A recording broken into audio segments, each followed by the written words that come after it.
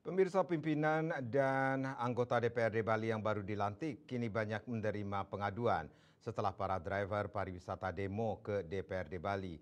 Giliran Asosiasi Pariwisata mengadu ke DPRD Bali menyampaikan keluhan terkait tata kelola pariwisata di Bali. Mereka mengeluhkan bahwa aturan sering abu-abu hingga menyebut Perda gagal mengatur kepariwisataan Bali.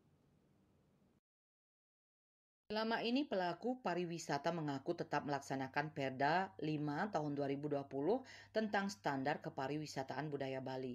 Namun nyatanya Perda tersebut tak mampu menata kelola kepariwisataan Bali dengan baik. Ketua PHRI Bali Cokorde Oke Arta Danuskawati menyoroti belum semua pelaku usaha pariwisata yang berbisnis di Bali bergabung ke dalam asosiasi. Ia juga menyebutkan tidak masuknya semua pelaku usaha dalam asosiasi menyebabkan pihaknya kesulitan menentukan arah market. Ketua Asita Bali Iputu Winastre menambahkan tata kelola pariwisata terutama dalam menjalankan perda tidak sinkron antara pemerintah provinsi dan kabupaten kota.